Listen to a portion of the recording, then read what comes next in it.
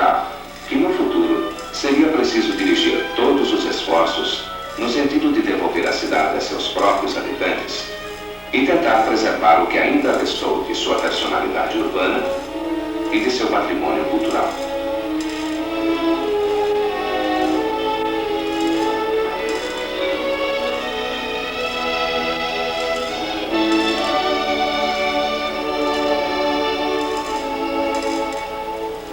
Não haveria uma alternativa para o progresso sem esquecer o homem.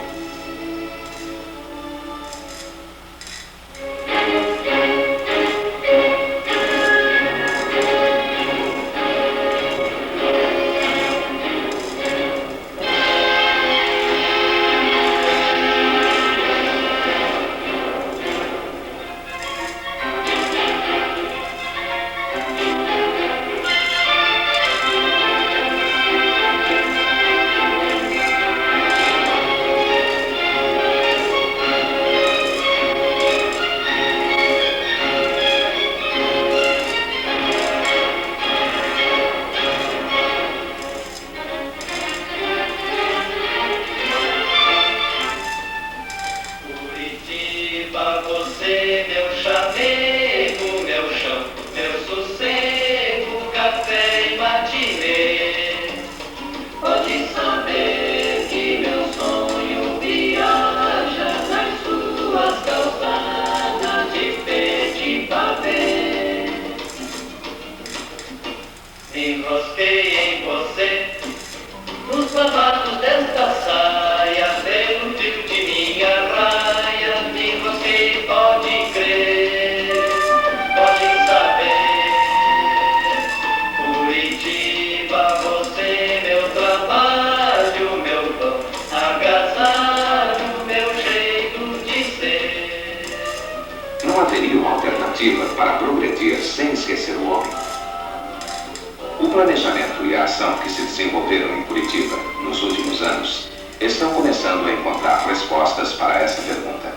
Porque agora, o crescimento da cidade não está mais ao sabor da oferta e da procura, mas vem sendo dirigido mediante critérios claramente definidos em favor do homem, de suas aspirações e suas perspectivas. A gradativa devolução do centro da cidade ao domínio dos pedestres é uma das consequências dessa filosofia de planejamento urbano. A Rua 15, da poluição, do barulho, do congestionamento crônico? Não. A Rua das Flores. Não apenas uma área livre de automóveis, mas uma área equipada para o exercício do lazer. Uma área, enfim, com uma estrutura de animação. Alegria, meu irmão, cantando, a toda de festa já soou. O sino está chamando, irmão, no meio do tempo, no meio da rua. Vamos fazer o tempo de amor e paz. Cidade de gente humana que nasce nessa manhã, cantando, cantando. Vamos fazer um cordão com o braço e o coração, cantando, cantando. O estabelecimento de uma escala de transição do automóvel para o pedestre foi apenas uma das medidas adotadas a partir de uma visão mais ampla e integrada dos problemas de circulação urbana. Buscar a primazia do transporte de massa sobre o transporte individual é outra dessas medidas. E o sistema de ônibus expresso é sua consequência prática. Com características diferentes dos ônibus comuns, o ônibus expresso trafega em pista exclusiva na via central de um sistema de vias estruturais com estações de 400 em 400 metros. Na Praça Generoso Marques está um dos terminais centrais do sistema expresso, cujo itinerário abrange desde o setor nordeste até o setor sudoeste, numa extensão aproximada de 20 quilômetros. O terminal mais importante é o da Praça Rui Barbosa, junto ao Anel Central, onde está prevista a construção de um grande centro de compras, edifício de escritórios, terminal para 60 linhas de ônibus, além do expresso, e estacionamento para 3.500 automóveis. Este terminal, juntamente com 2 outros localizados nas proximidades do anel central, é que vai permitir às pessoas estacionar os seus carros e ingressar a pé no miolo da cidade. O terminal da Praça Rui Barbosa será 2 vezes maior do que a estação rodoferroviária de Curitiba, o primeiro terminal integrado de transporte do país. É aí que se estabelece a transição do transporte coletivo interestadual, rodoviário e ferroviário para o transporte urbano. A integração dos meios de transporte coletivo urbano constitui também uma preocupação básica do sistema de ônibus expresso. Assim, os terminais dos pontos extremos do itinerário são também terminais de linhas alimentadoras do sistema expresso. O terminal da linha Sul, por exemplo, recebe linhas alimentadoras que servem à cidade industrial localizada a oeste. Concebida com o propósito de assegurar sustentação econômica ao processo de desenvolvimento urbano de Curitiba, a cidade industrial é uma iniciativa pioneira no Brasil, porque irá demonstrar a viabilidade da integração entre a cidade e a indústria, entre o homem e a fábrica.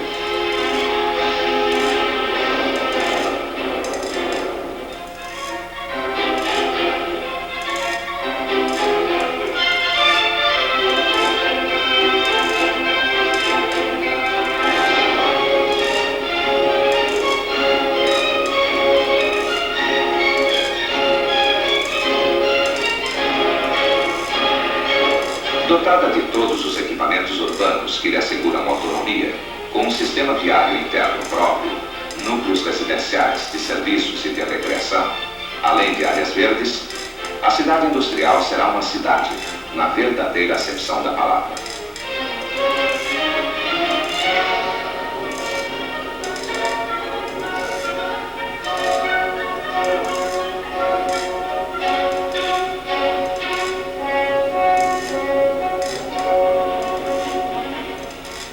E aqui, em breve, vai se produzir desde equipamentos telefônicos e seringas plásticas até tecidos, cigarros e máquinas agrícolas.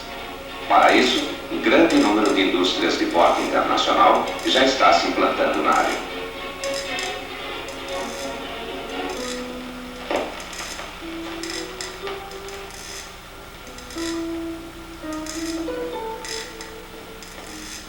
Próximo à cidade industrial está o Parque do Barigui, uma das principais iniciativas adotadas com o propósito de assegurar amplas condições de recreação para a população, preservando ao mesmo tempo mais uma imensa área verde para a cidade. Um bosque de 400 mil metros quadrados, um grande lago e equipamentos diversos, como pavilhão de exposições, centro gastronômico, churrasqueiras, são alguns dos privilégios que este imenso parque vai tornar aos curitibanos.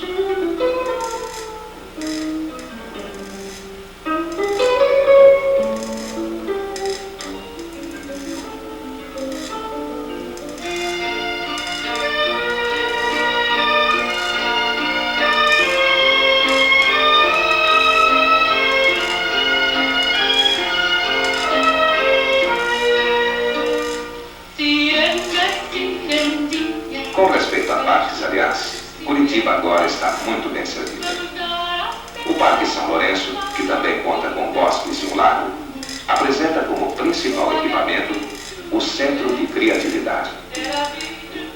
Nesse centro são desenvolvidas, dentro da maior liberdade possível, as mais fascinantes experiências de criação, com os mais diversos tipos de materiais e nos mais diferentes setores de atividade artística.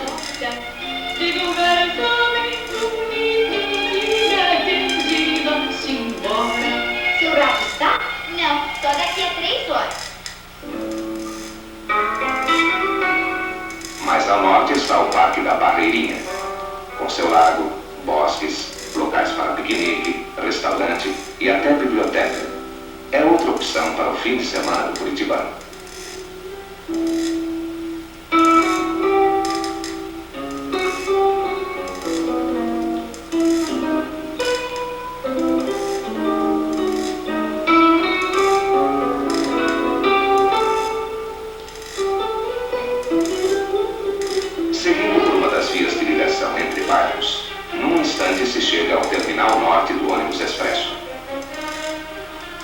terminal sul até aqui, são umas 3 vias paralelas.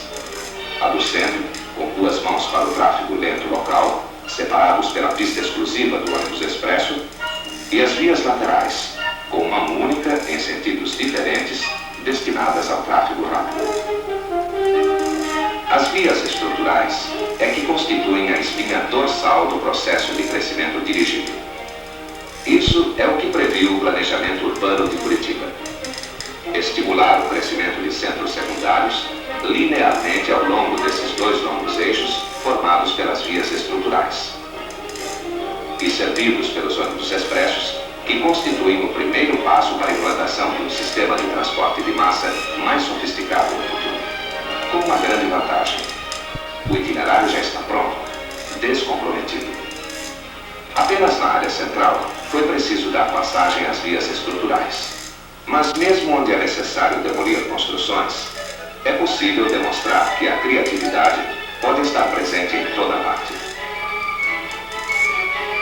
Estimulando o transporte coletivo acima do individual, criando novos pontos de encontro que permitem à população exercitar a sua capacidade de criar ou de se recrear, Curitiba vai assim se transformando numa cidade mais humana.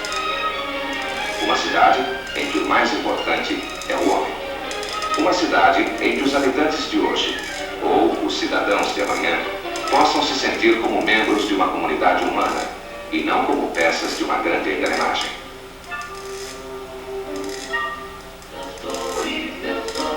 A gente fazendo olhar rua do jogo da bola, meu samba, a gente abrindo o portão. Uma cidade sem porta pra guardar meu coração. Uma cidade sem porta pra guardar meu coração. A cidade pequena e alegre era grande demais pra José. O Paiol é mais um exemplo de como se pode transformar velhas estruturas em novas ideias. Era um antigo Paiol de pólvora. Hoje é um teatro de arena com múltiplas atividades. É assim que a cidade se integra. É assim que as pessoas se encontram, revalorizando antigos valores, reconquistando seu patrimônio cultural, restabelecendo seus vínculos com o lugar onde vivem, a cidade onde moram. Nem podia fazer o que fez. Esta é a Curitiba de hoje. Uma cidade planejada, moderna, consciente de seu passado e de seu futuro. Futuro que não se vislumbra na imaginação de visionários. A cada ano, milhares de novos automóveis entram em circulação em Curitiba. A cada ano, milhares de novas crianças nascem em Curitiba. Era preciso planejar a cidade diante dessa alternativa. E nós achamos que as crianças são mais importantes. Cidade sem porta pra guardar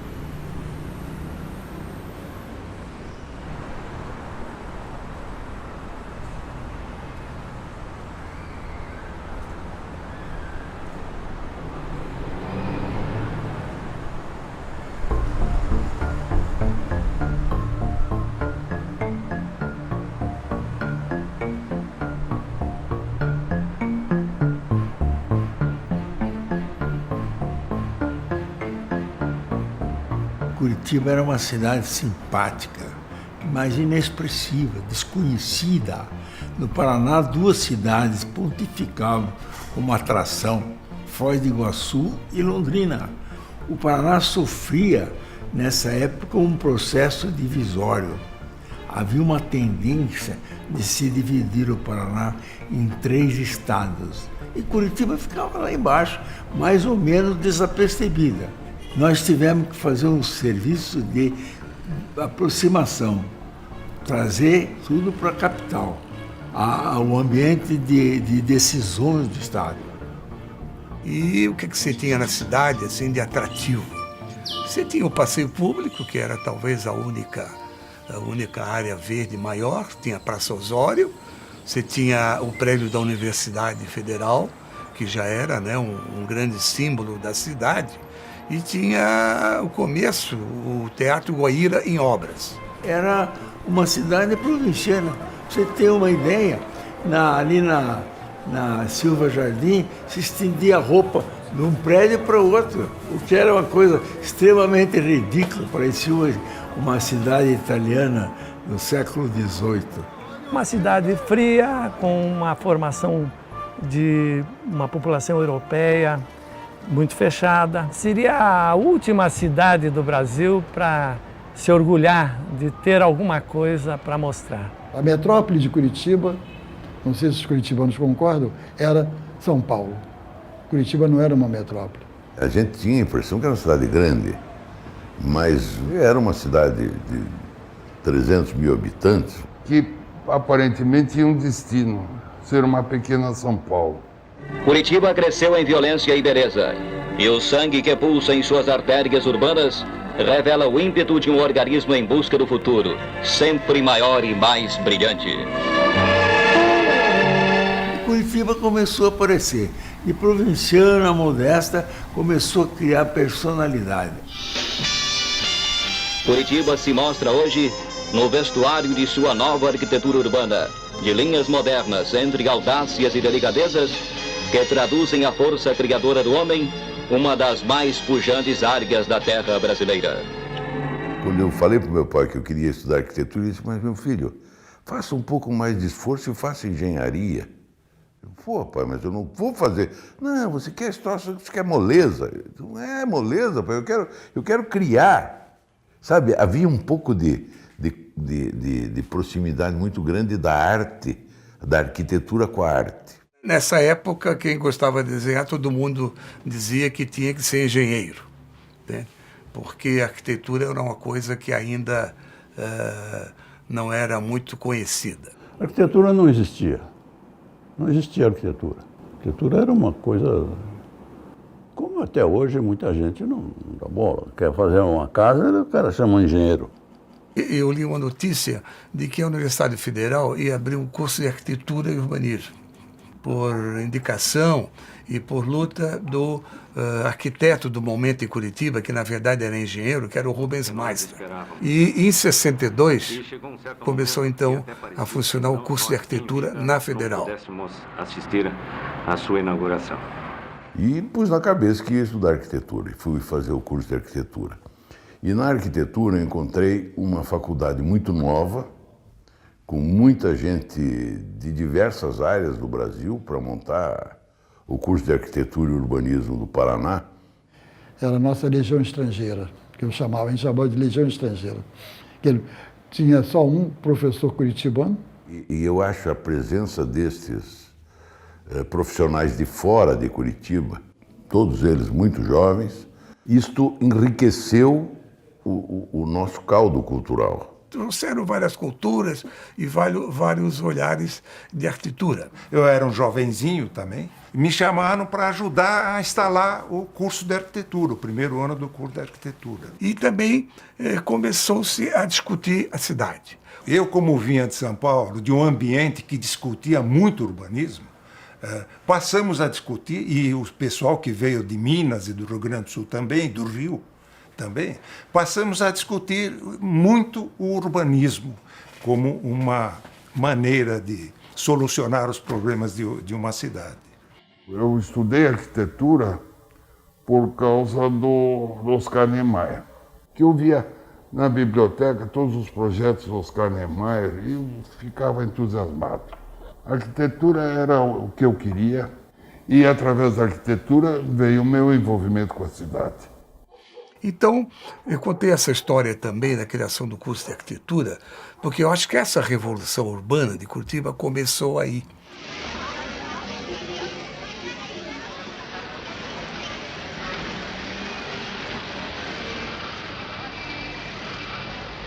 Curitiba já tinha um plano, que era o Plano Agache, que era um projeto de cidade com um urbanismo muito francês, com grandes avenidas, com boulevard. Então ele propunha, por exemplo, o centro cívico, ele propunha o desenvolvimento de um sistema viário na forma de uma espiral. E que é um plano concêntrico, imaginando que a cidade gira em torno de um umbigo só. Na época do Agache foi feito quando Curitiba tinha 120 mil habitantes, se não me engano. E aí, em 63, 4, por aí, já estava com quase 500 mil habitantes. O plano Agache era, vamos dizer, a lei. Mas ele não estava sendo seguido à risca, ele estava sendo, vamos dizer, tumultuado por uma série de coisas que não eram realizadas ou que eram realizadas parcialmente. O prefeito de então, de Curitiba, tinha sido eleito há pouco tempo, em 62 mesmo, se não me engano, era o engenheiro Ivo Arzua, que foi eleito com um mote de Curitiba em obras e tal, enfim, que ia fazer uma série de obras. E realmente começou. A metrópole em crescimento reclama novas artérias para dar vazão ao ímpeto progressista. Técnicos da Prefeitura Municipal empenham-se em esforço contínuo para ampliar a área pavimentada, em consonância com as exigências do desenvolvimento urbano. Parece que foi ele que alargou a Marechal, né? E que não tem motivo para largar.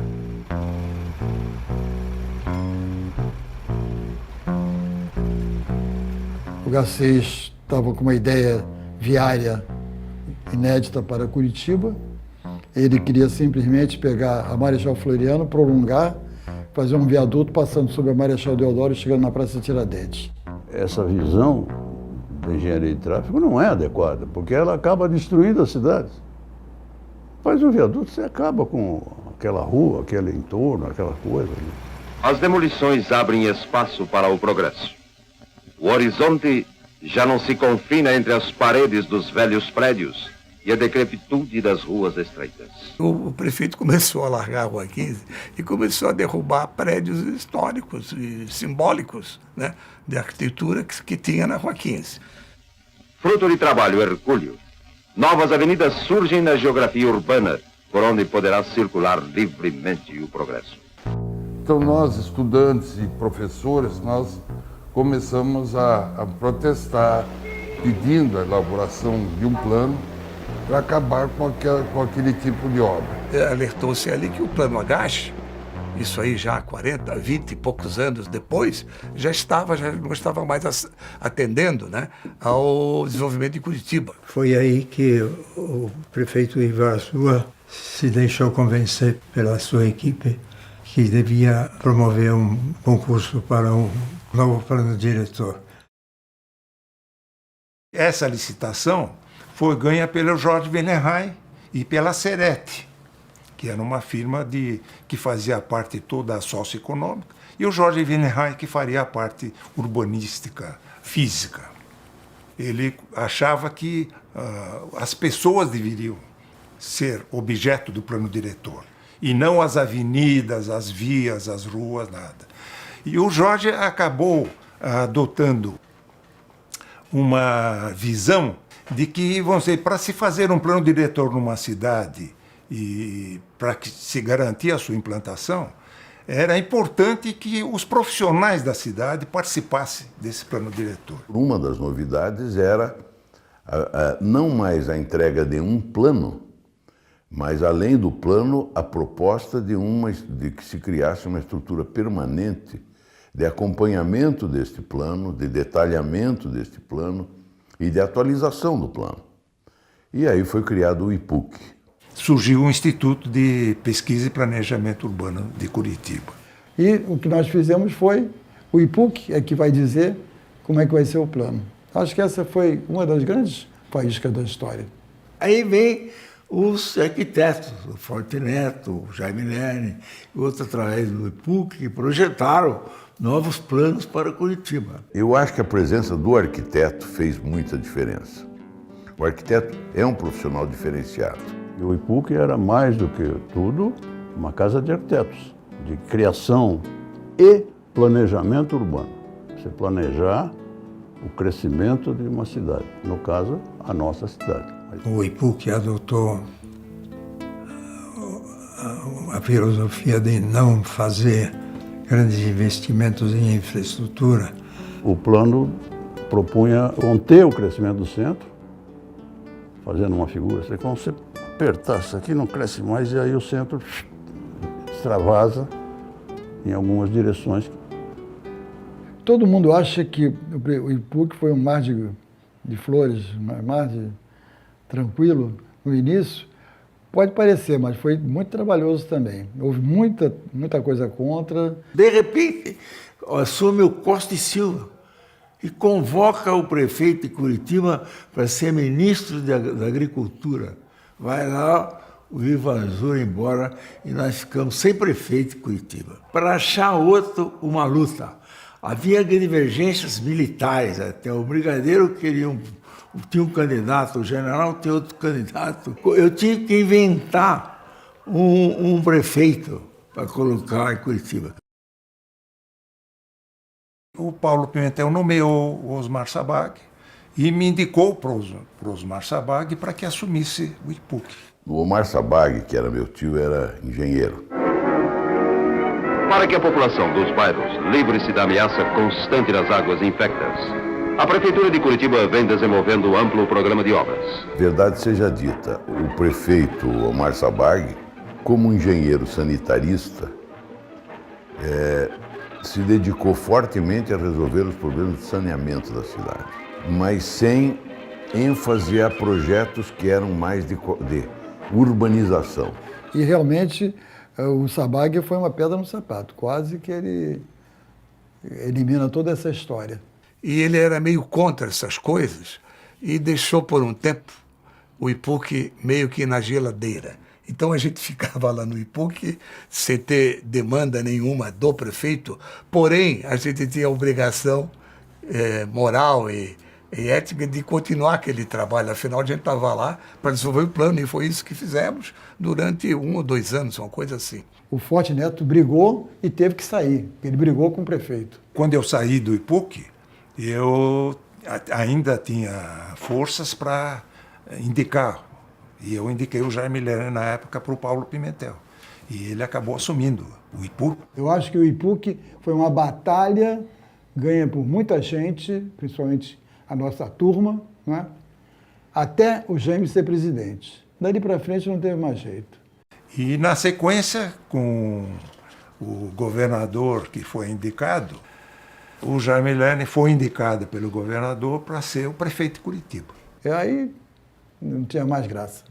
Aí quando ele vira prefeito, aí ele disse, bom, agora não tem mais jeito, agora está consagrado, né?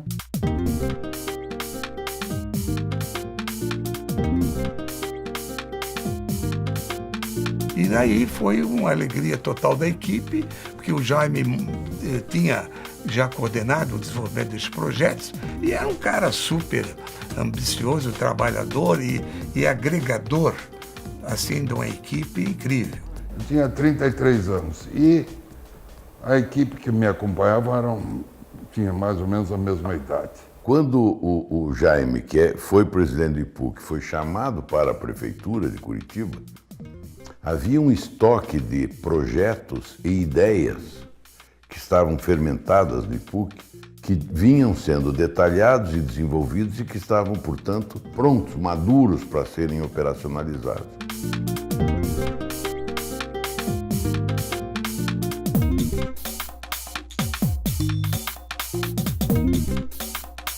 O Jaime Lerner, que é um sujeito inteligente, ele pegou todos aqueles principais funcionários do IPUC e os transformou em secretários municipais.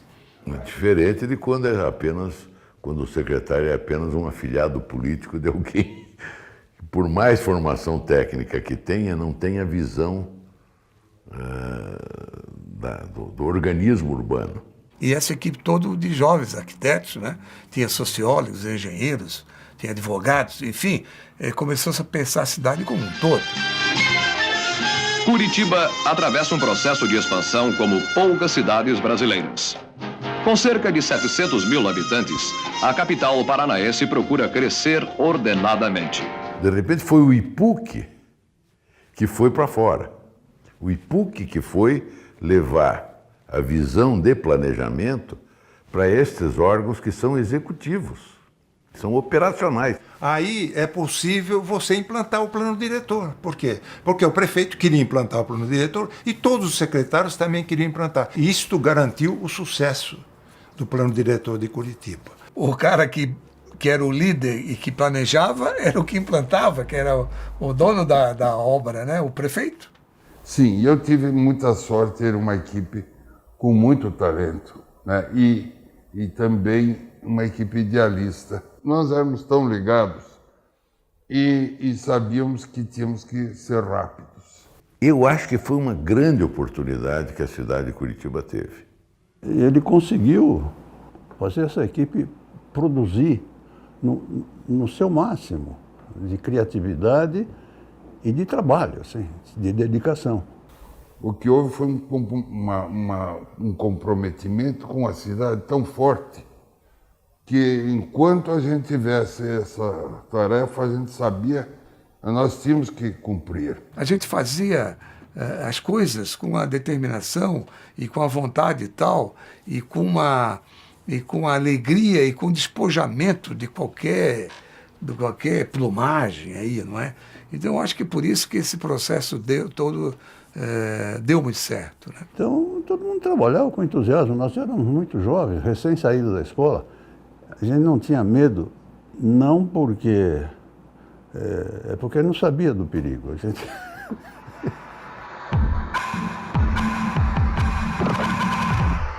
Bem, era uma época de ditadura e foi nesse período que o Jaime Lerner foi nomeado prefeito. Um prefeito biônico, ou seja, ele dependia diretamente dos militares que o colocaram naquele lugar.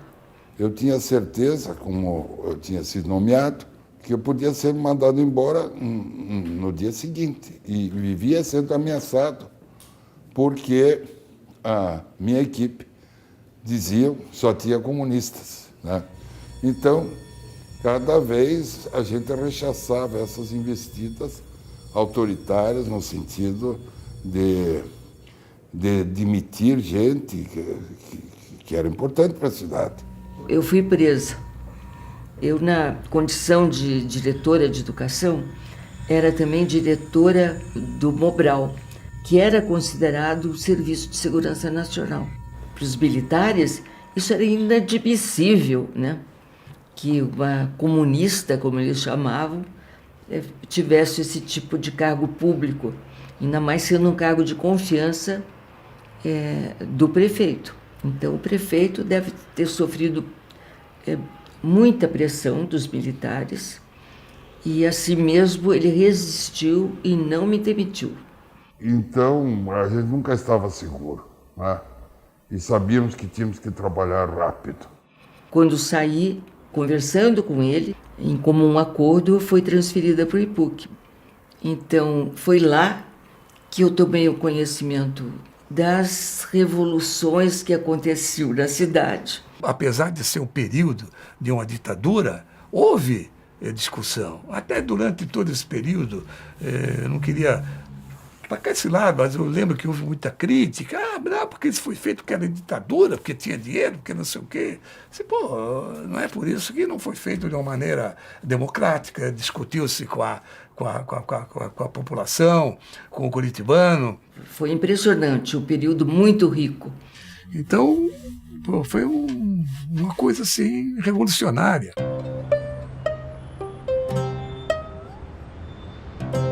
Eu sou de origem árabe e nós tínhamos uma loja no centro da cidade, na Rua 15, mais especificamente.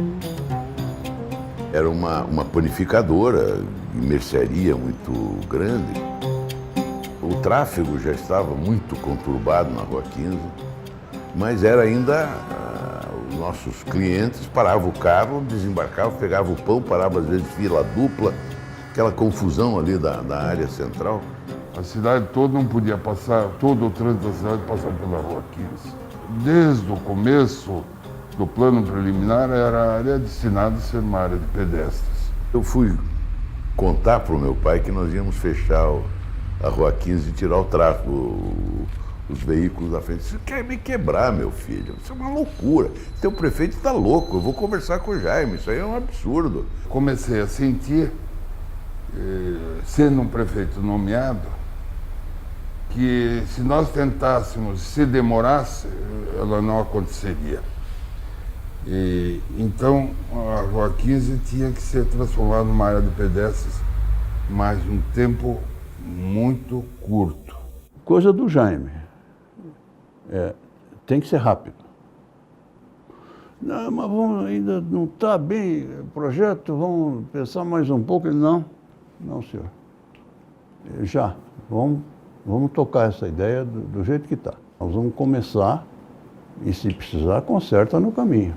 Porque se fosse para esperar que o plano diretor fosse pensado em 5 anos, para depois ser implantado em mais 5 anos, a cidade não espera. Eu expliquei, pai, convenci que tinha outras experiências do mundo que davam certo, mas havia muita resistência. Os lojistas não queriam, tinham medo de perder clientes. Mas eles tinham medo também de perder a vaga deles, a vaga para o carro deles em frente à loja deles. Também tinha isso. E me lembro que eu perguntei ao meu secretário de obras quanto tempo ele daria para fechar. Bom, o prazo era... Putz, 6 meses, você está louco, venha, eu quero... Aí o cara voltou, uma semana depois, com um programa de 3 meses. Não, eu quero no fim de semana. Nós precisamos fazer isso em 48 horas. Todo mundo achou que eu estava louco. O comércio fechava às 6 horas naquela época e o povo voltava para trabalhar no centro da cidade apenas na segunda-feira cedo. Então a obra começou às 6 horas da tarde. Você tinha caminhões com montanhas de pedrinhas de petit pavé branco, preto, vermelho. Tinha floreira, as coberturas, o domo, tudo isso prontinho. A pedra toda estocada. E aí, num fim de semana prolongado, fizeram o primeiro trecho.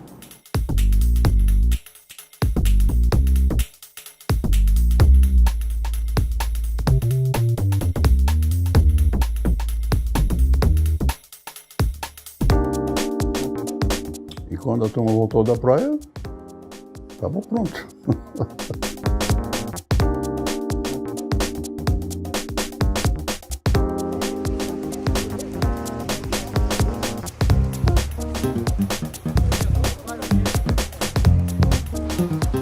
Equipado, com banquinho, floreiras, com quiosque, barzinho na calçada. Tudo isso numa segunda-feira, às 8 da manhã, quando a população chegou na cidade, encontrou tudo isso. O importante da cidade são as pessoas. São as pessoas. Viaduto, isso é outra coisa, isso é para carro. Foi uma declaração do jeito de tratar a cidade. Processo assim, incrível de uma sinergia.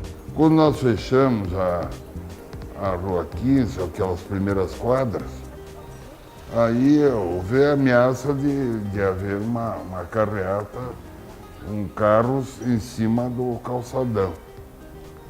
Daí nós colocamos as crianças pintando, tá? Não como desafio, mas ocupando o espaço.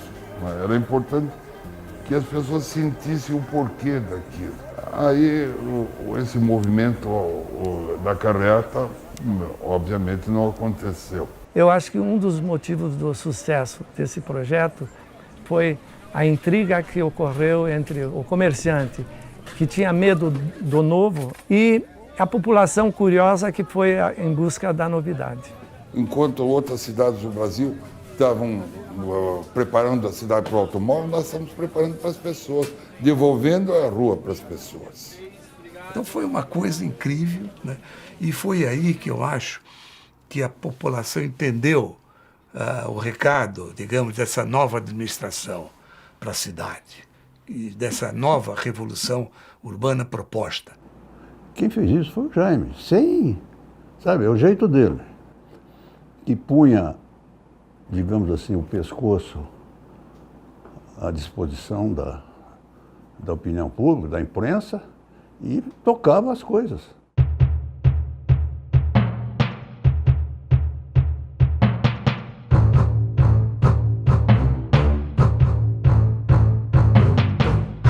O Pimentel tinha um canal de televisão aí, e ele tinha um jornal muito bom, todo mundo via, e esse jornal era às 8 da noite, assim, todo dia em cima do Jaime. Qualquer inovação, em cima do Jaime. Senhor prefeito Jaime Lerner, é um apelo que eu faço ao senhor. Esse terreno aqui é um patrimônio da prefeitura e nós esperamos uma praça, não temos praças. Sabia que a posição do jornal e da televisão eram contra, mas era vamos dizer, uma crítica, às vezes fundada, às vezes infundada, mas que no fundo ajudava a cidade. Havia crítica, né? Mas a gente não transformava o crítico em inimigo. Nós passamos um período longo em que nós tínhamos prefeito nomeado. Então, não havia a pressão da urna, vamos chamar assim. E não tinham que dar satisfação para ninguém, nem para a população, nem para os vereadores. Porque não eram essas pessoas que os tinham colocado naquela situação. Acho que o Jaime soube muito bem agir nesse cenário. Talvez se a situação fosse de partidos muito fortes, acho que ele não teria conseguido. Até porque já não conseguia fechar nem a Rua 15. Uma cidade que não tinha nada, tinha tudo para ser feito. E por isso nós pudemos fazer tudo aquilo que foi feito lá nos anos 70.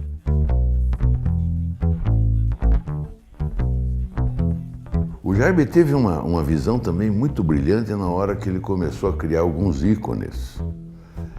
Eu me lembro muito claramente o Teatro do Paiol, a criação do Teatro do Paiol. Eu sou paiol, porque foi ali que tudo começou. Em uma semana, eu apresentei um estudo de como fazer um teatro de arena. A pressa era tão grande que eu desenhei todo esse estudo e depois o projeto de execução à mão livre. Essa primeira ideia valeu, fiz o projeto de execução em mais 15 dias, a obra em menos de 2 meses. Eu fui na inauguração, faço questão de dizer, com Vinícius de Moraes e o Trio Mocotó. Uma noite memorável, onde o Vinícius aspergiu o Teatro Paiol com uísque. Pegou coisa de pegar o gelo, molhou no copo de uísque, fez o sinal de que está inaugurado o Teatro Paiol. Então. O Vinícius de Moraes veio aqui fazer um show, aí depois ele falava de Curitiba e do Teatro do Paiol e daquela convivência e do uisquinho que ele tomou depois. Então Curitiba começou a entrar no cotidiano da cultura brasileira.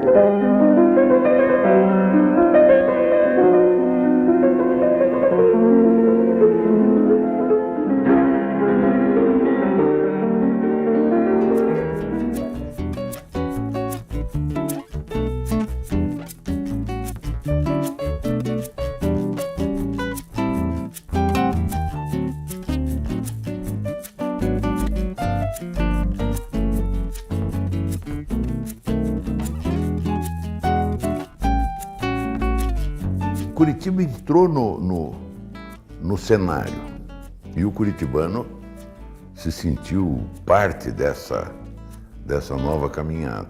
Principalmente foi uma mudança no espírito da cidade.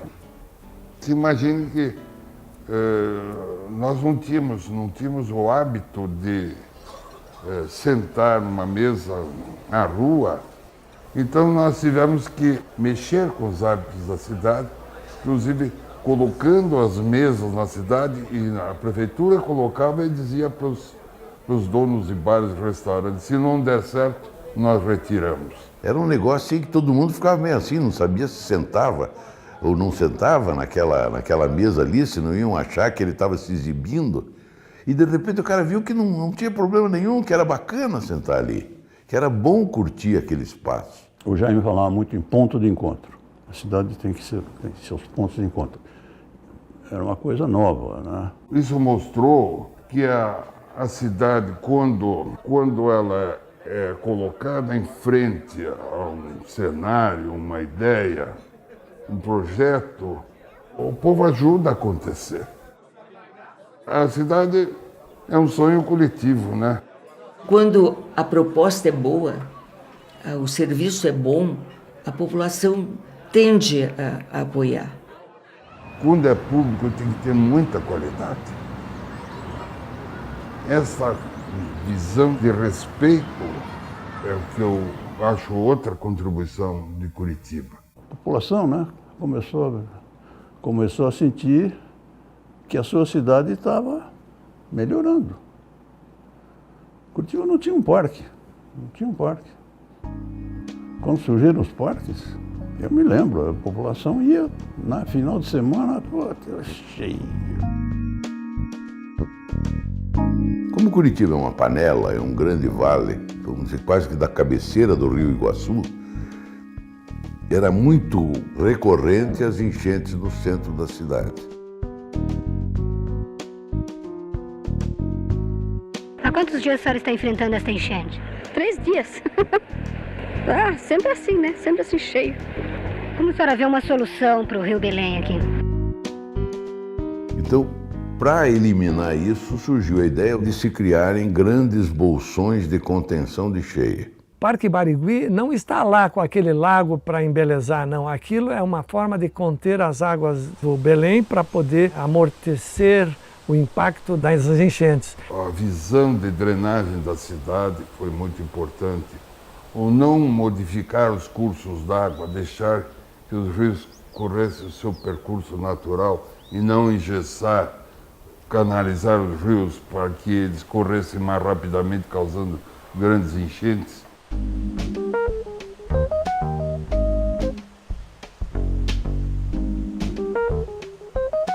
O engenheiro Nicolau Klippel era um curtidor desse aspecto de drenagem urbana. E foi o Nicolau quem bolou isso. Pequenas barragens que pudessem acumular os grandes volumes de água nos momentos de cheia para depois soltar com um ritmo suportável pela rede de drenagem. E com isso se criaram os grandes parques da cidade. Então o Parque Barigui, o Parque São Lourenço, o Parque da Barreirinha, são parques que tiveram como justificativa a drenagem, portanto o saneamento urbano, e que puderam ser implantados com recursos de saneamento na época, que eram recursos disponíveis. E a cidade com isso criou uma política de áreas verdes muito fortes. Já Curitiba tinha assumido essa condição de ser uma capital ecológica. Em 72, em Estocolmo, houve a primeira grande reunião sobre meio ambiente. E Curitiba já estava começando a tomar medidas na vanguarda disso. Qualidade de vida. Ninguém falava nisso, né? Esses conceitos surgiram aí.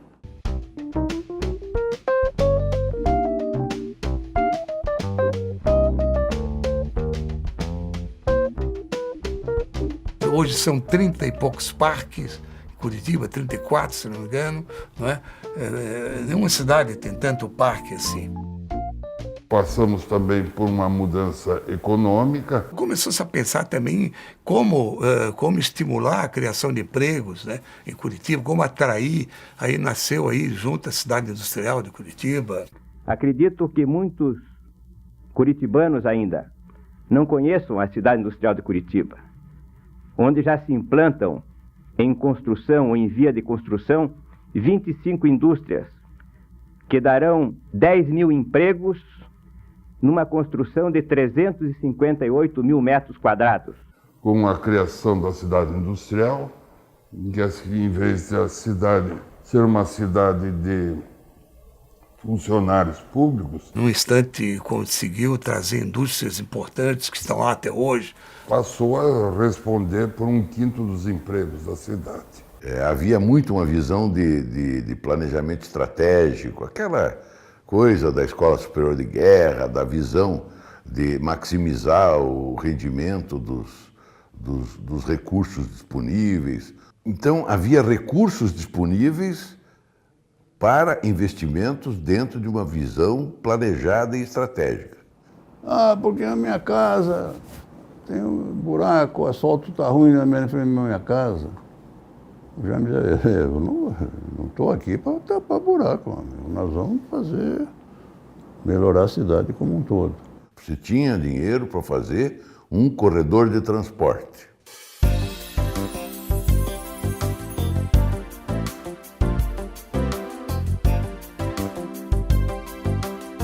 O plano diretor definia o eixo norte. Era um traço no mapa, em cima da Avenida Paraná. Então, as linhas estruturais que o Jorge propôs, elas permitiriam edifícios em altura, uma grande concentração da população e o transporte coletivo. Como é que faz para botar o transporte, os carros para lá, os carros para cá? Puta, isso nós vamos precisar de, 80 metros, 100 metros. Mas puta avenida, né? Larga. Ia ser uma obra demoradíssima, caríssima e destruidora. E que iam realmente provocar uma intervenção urbana muito pesada, muita desapropriação, muita destruição de imóveis, uma quebra de uma cultura comercial das avenidas. Custa um dinheirão para desapropriar e você destrói a cidade. Vai para o beleléu muita coisa que faz parte da vida da cidade, da história, da memória e tal.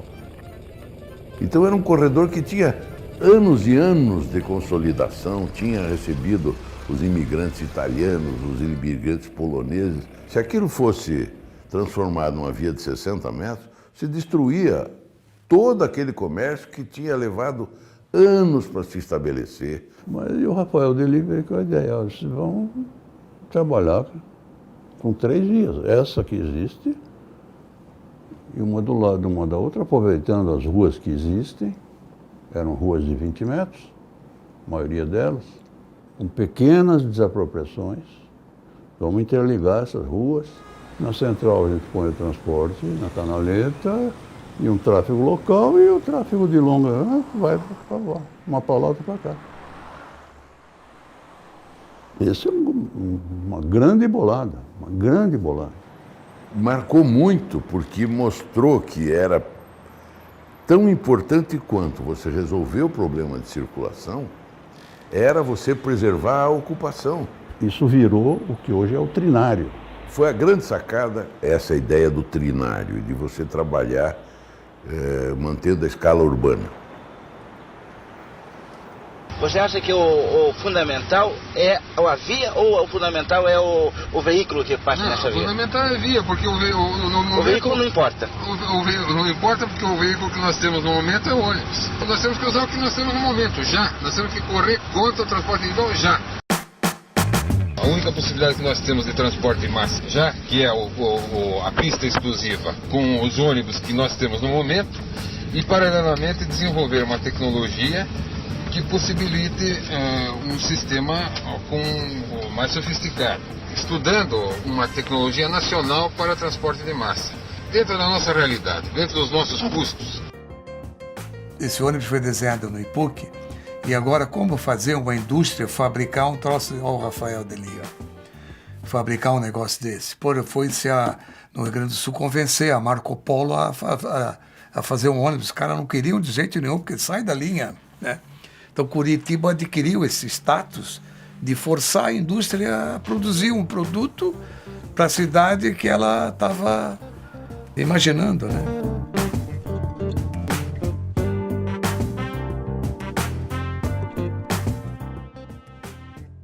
Chega de metodologia importada, tanto em termos de planejamento, como em termos de equipamento. Pode-se chegar até uma frequência de 3 em 3 minutos, que é uma frequência maior do que o metrô de Nova York. O sistema de transporte sendo utilizado em Curitiba hoje foi um experimento extremamente importante em matéria de política de transporte de massa no Brasil. O ônibus expresso, para mim, é uma coisa que o prefeito criou, um monstro na cidade, para favorar o público e acabar com os comerciantes. A tarifa será de 50 centavos.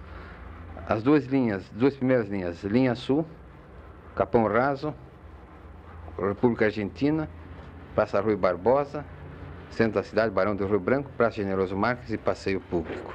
A linha Norte, Santa Cândida, Passeio Público, centro da cidade, 7 de setembro, Praça Rui Barbosa.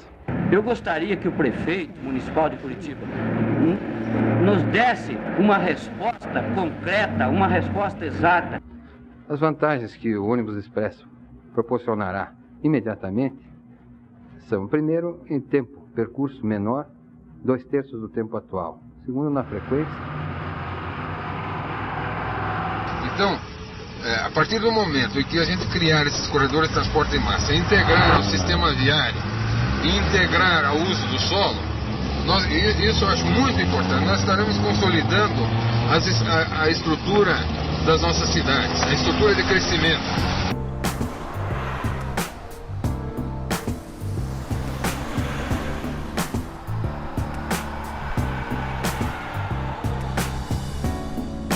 Em algum momento, e os planos todos, esse o Agache e todos os mais, imaginaram que uma cidade tem as suas funções e cada função está num determinado lugar. Então você mora num lugar, trabalha no outro, o lazer é lá. O ideal em planejamento urbano é você colocar as pessoas morando próximo ao trabalho. E, no entorno de cada uma dessas áreas, colocar as áreas de lazer. Havia a preocupação de fazer a mistura de funções, então era importante que tivesse o comércio, os serviços, a moradia e o trabalho integrados de uma forma harmoniosa. Esta diferença que nós tínhamos antes, quando você tinha que separar muito bem o que era trabalho do que era moradia, porque o trabalho contaminava a moradia. Você tinha a fumaça da fábrica, tinha o barulho. Hoje você não tem mais isso. Você pode estar junto, você pode morar num edifício em que embaixo está o teu emprego. Isso aproximou e integrou as funções da cidade. Como é que eu vou daqui para lá? Leva 1h30. Como é que faz? Não pode. O cara ir de casa para o trabalho e levar 1h30. Tá. Não dá. Tá? Ou não tem onde ir no final de semana. Tem que sair da cidade, ir lá no riozinho, pescar não sei aonde, lá no... Na medida em que você começa a aproximar, a gerar uma convivência melhor entre o trabalho e a moradia, entre a moradia e o lazer, você vai precisando menos de grandes corredores de transporte. Eu acho que Curitiba foi, talvez, uma das poucas cidades que tem uma visão integrada de vida, trabalho, movimento, lazer, tudo isso junto. Isto fez com que eu acho que o planejamento de Curitiba seja hoje uma das experiências mais bem-sucedidas de cidade planejada no Brasil. Próxima parada, Estação Silva Jardim. Desembarque pelas portas 2 e 4.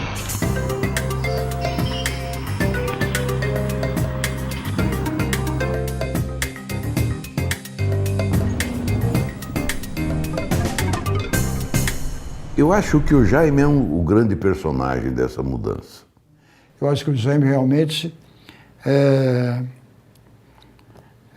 fundamental nessa história toda. E a visão que ele tem de capturar coisas importantes do cenário internacional e transformá-las em coisas viáveis dentro da realidade brasileira é muito grande.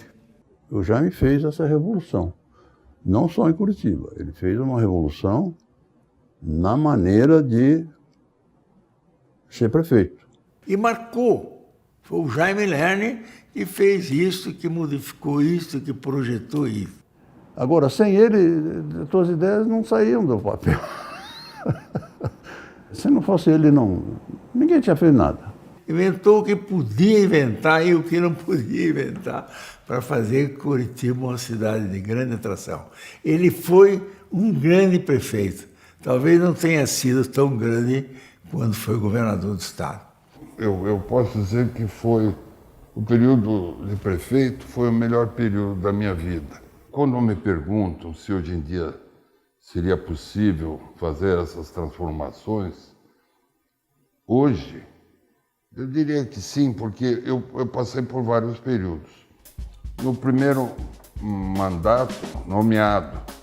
No segundo mandato, já nomeado, mas começando a acontecer um processo de abertura. E aí, no terceiro mandato, já eleito. Agora já era uma nova república e era uma eleição direta pelo voto popular.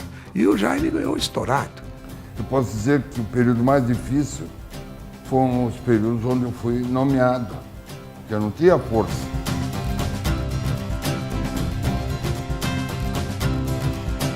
Depois, eleito era outra coisa. Em 89 fizemos a Estação Tubo, é um desenho nosso também. Em seguida fizemos a Rua 24 Horas nos anos 90, em 1990. Em seguida fizemos o Jardim Botânico. Inovações, coisas que não existiam em lugar nenhum. A gente perdeu o medo de inovar. Deixou de ser uma ideia, passou a ser um projeto, deixou de ser um projeto, passou a ser uma obra, passou a ser a cidade como ela é. Você vê que não tem nada, para mim, né, nada assim de científico, muito acadêmico, muito elaborado, nada. É buscar, através de coisas simples, melhorar, seja lá o que for. Porque nós começamos a ver que inovar é começar, que começar é grande parte do processo.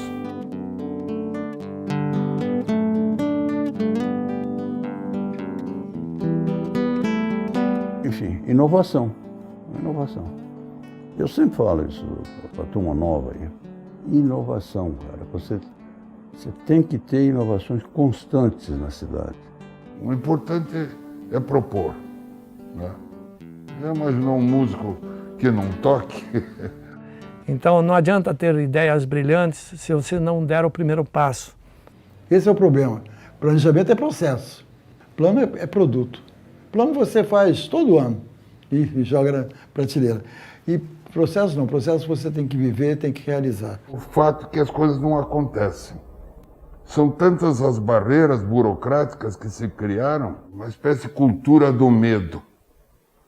Então, me parece que o momento agora é um momento dramático. A cidade continua crescendo, os valores que vinham somar a qualidade de vida estão se perdendo. A meta de longo prazo, em 1965, era Curitiba 2000. Já passou muito tempo. Na minha opinião, começou um processo de, digamos assim, de paralisação, não só paralisação, como até de degradação desse processo todo. Após as 18 horas, até 7 horas por aí, você não consegue embarcar no Macaxeira. Em vez de entrar 100, entrar 150 dentro do ônibus, muito difícil. já estou com uma carga, cheguei a trazer carga de 200 e poucos passageiros registrados na catraca. O sistema de transporte urbano de Curitiba, que já foi implantado em 60 cidades no mundo. Eu presenciei a implantação do sistema nosso, por exemplo, em Manhattan, em Nova York, uma coisa incrível, que nunca se imaginou isso, né? E hoje o sistema de transporte urbano de Curitiba é um desastre. Todo mundo sabe, todo mundo vê.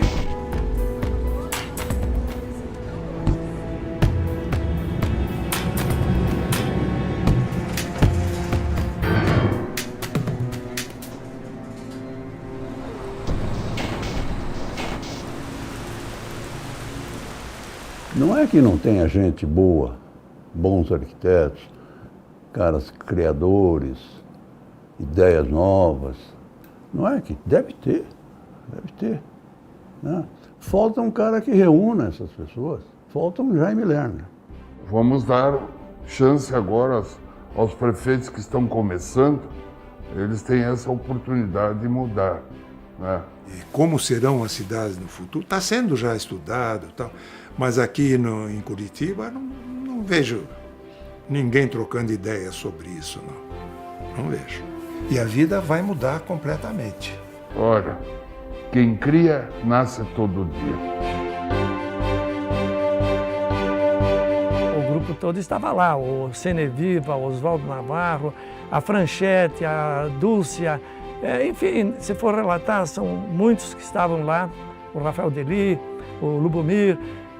Esse pessoal tinha armazenado uma série de projetos para Curitiba. Então aí estava o Jaime Lerner, o Lubomir Fissisch, que infelizmente faleceu há pouco tempo, Alfred Willer, que está por aí ainda, e outros engenheiros que depois participaram dessa revolução urbana de Curitiba. Entre eles estava o Rafael Deli, que foi fundamental depois na equipe, que também já faleceu, e o Domingos Mogestares, que criou a Ópera de Arame, então o grupo do Forte Neto, os Gandolfo e o Jaime também.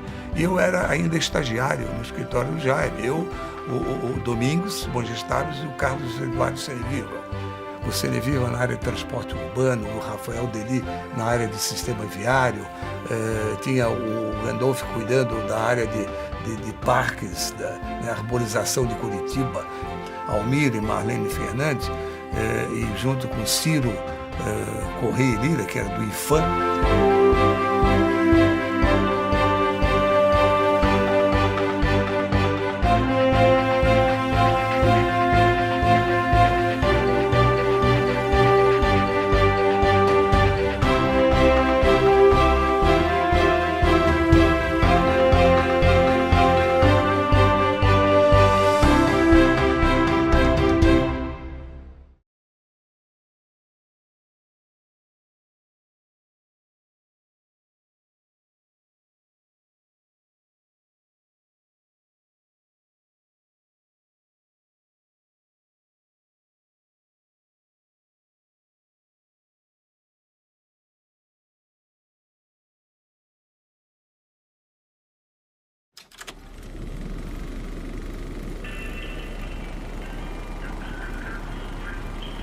Há 50 anos, Curitiba fazia um paiol de pólvora começar uma revolução.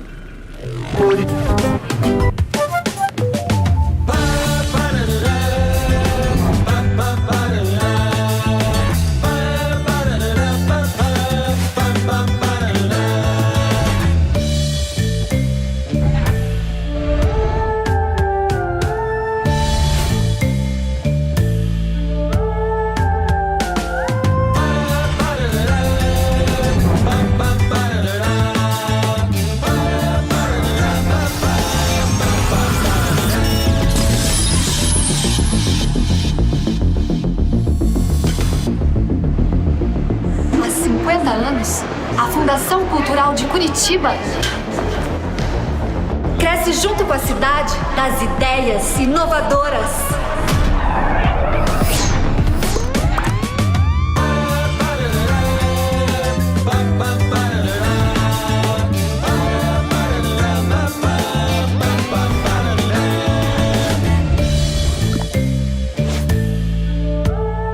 uma história de transformações. O passado vira futuro e o sonho realidade.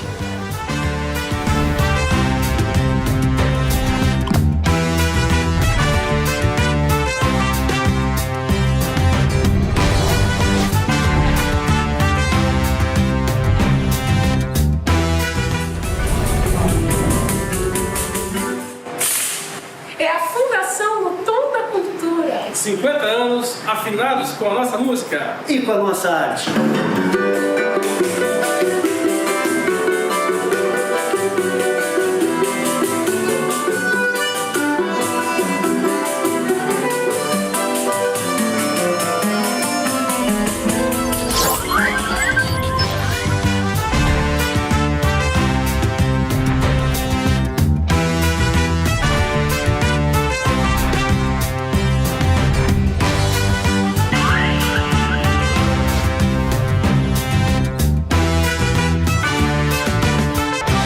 Cultura de todas as gentes de Curitiba. Cultura feita por profissionais. Cultura feita por voluntários.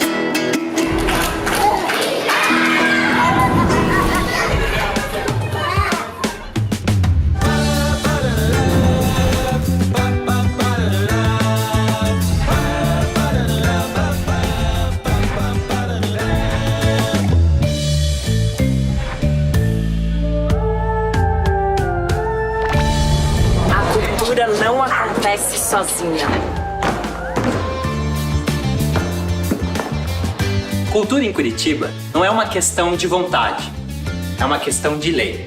E é por isso que a gente tem o Programa de Incentivo à Cultura desde 2005, o Conselho Municipal de Cultura criado em 2006, o mesmo ano que a gente virou a página na Casa da Leitura.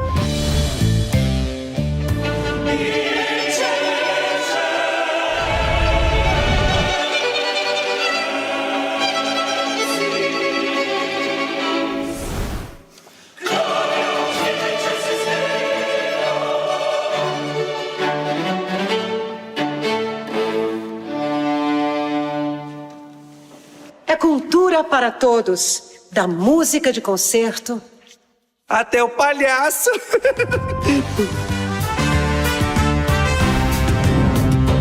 Respeitável público, sejam todos bem-vindos ao Circo da Cidade.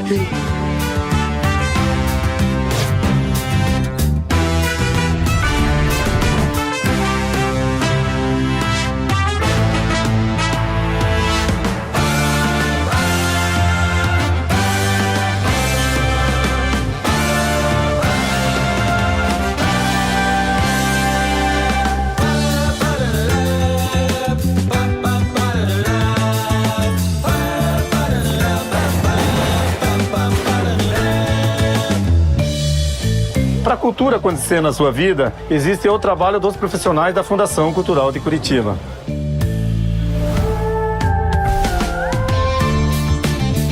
O Natal em Curitiba já virou tradição!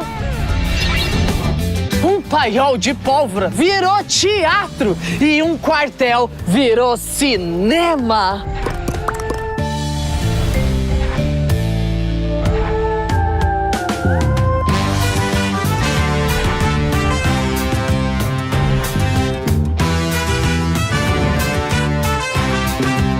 Curitiba é cultura.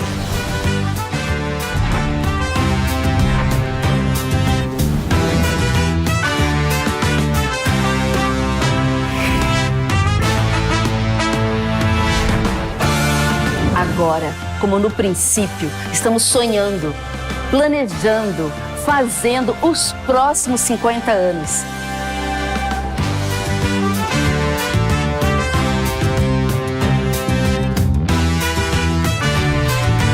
Fundação Cultural de Curitiba, 50 anos à frente.